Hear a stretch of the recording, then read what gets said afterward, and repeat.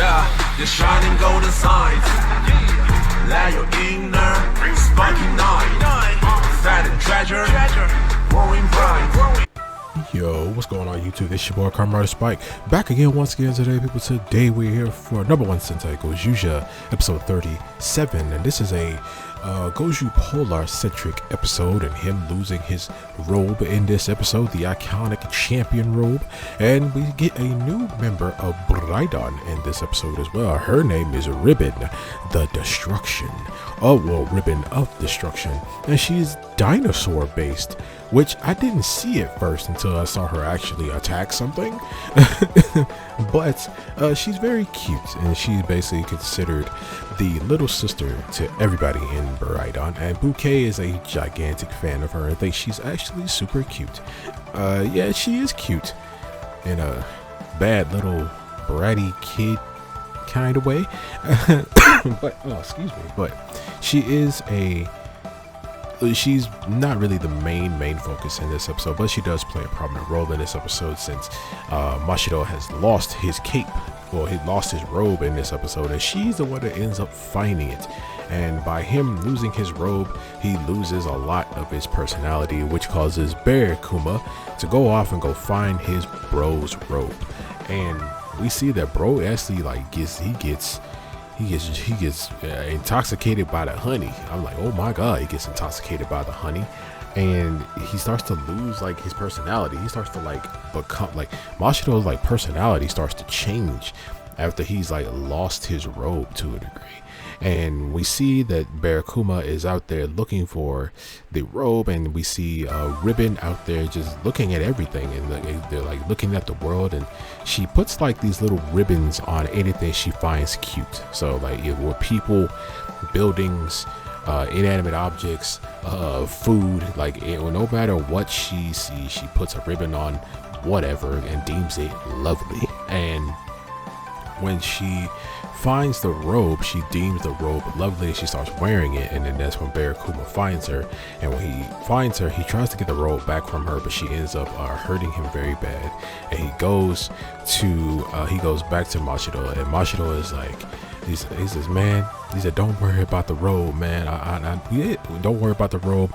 Me and your friendship is worth way more than that. And Barakuma, he's like, yeah, I want to do it. I'm willing to do anything for him. And we actually get a little backstory of when Mashido first arrived back on Earth, and he basically brought Barakuma to life. We actually see him bringing Barakuma to life using his godly powers. But yeah, and then that's how Barakuma is eternally grateful and indebted to Mashido, because Mashido is a person who gave him life. And that's actually really sweet. I did love, I don't like Mashido all that. I didn't like Mashido all that much when we first met him. If you know, you know. I used to call him Doofus. But yeah, man, I did like seeing the relationship they have with each other and how they met each other and things like that. But also our other plot of this episode is where there's fashion day in there, and we see that our No.1 monster for this episode is No.1 Fashionista. And this monster is actually a very unique design. He has a human looking kind of face. He has a mannequin kind of looking face, and yeah, he's the main No.1 for this episode. His power essentially is he can basically take your clothes because he feels like you're unworthy of wearing them, and he puts these other all black kind of skins, not all black kind of suit on you, and then you can't, and by you wearing this outfit, you can't put on any other clothes. And we actually see Horu get fired from he's working at a clothing store. We see that he gets fired from this job because he tries to help the people that the No.1 monster attacked and give them some other clothes from the store, but the boss catches him and he fires him.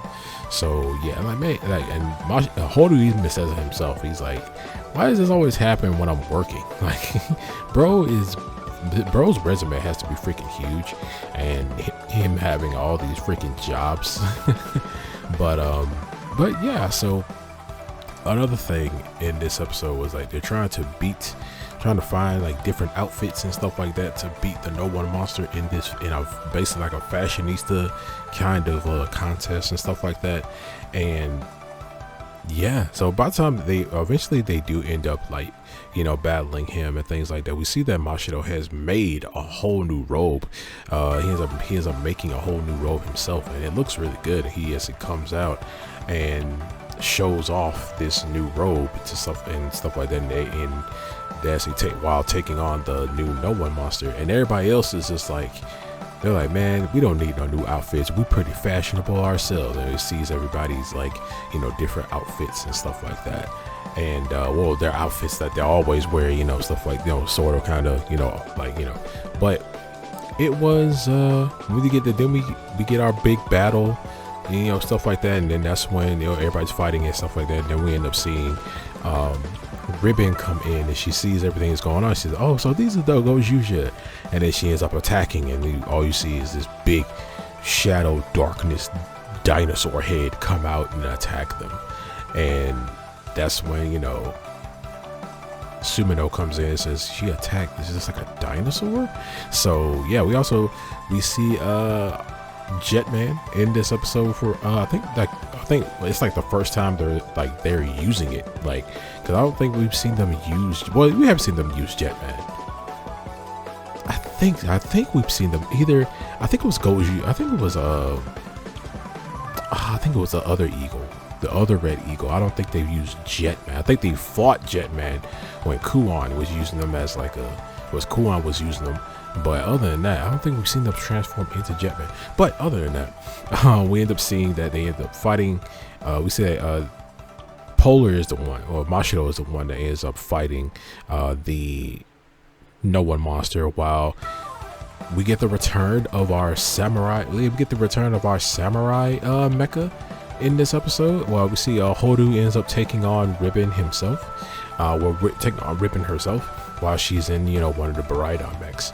And she tries to steal his sword and stuff like that, but he ends up using the Tegasword like blade, like the Tegasword like hand gauntlet blade, and ends up getting his sword back and ends up fighting her and taking her on. And then when he ends up defeating her, and she gets pissed, and then that's when we see Polar end up taking on the No.1 monster, and the defeated No.1 monster, and actually seeing the guy that he actually took over. He looked like a pretty fashionable guy as well. So yeah, I mean, he ends up taking both of them out. We see Ribbon is pissed that she lost and stuff like that, so Bouquet finds her, and she ends up telling Bouquet that, hey, big sis, I don't want this anymore.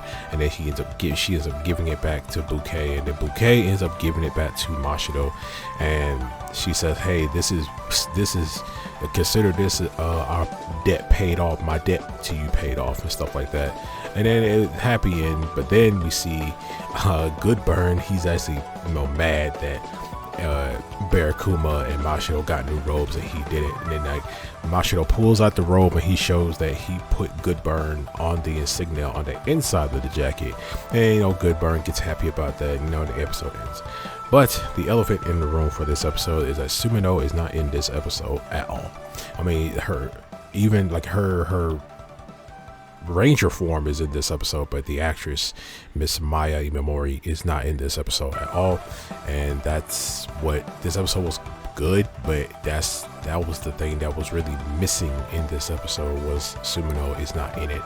And it felt really weird. It did feel, because especially when they're all confronting the No.1 monster and stuff like that, and everybody's standing there, and then when the fight starts, that's when Sumino just miraculously appears out of nowhere. And she was the one that talked about how Ribbon attacked like a dinosaur and stuff like that. And it's just, even her suit actress voice is different. Like that's a different voice actress.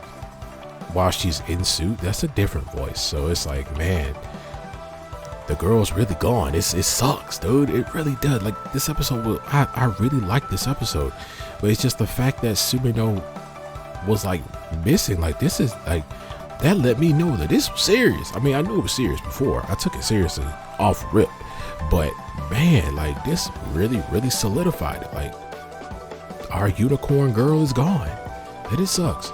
But I don't know what to say about it.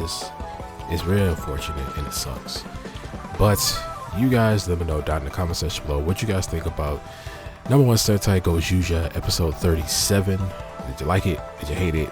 Let me know all that down in the comment section below. And we'll see you guys next time. Make sure to like, share, subscribe, hit that notification bell. And remember, as I always say, stay henshin.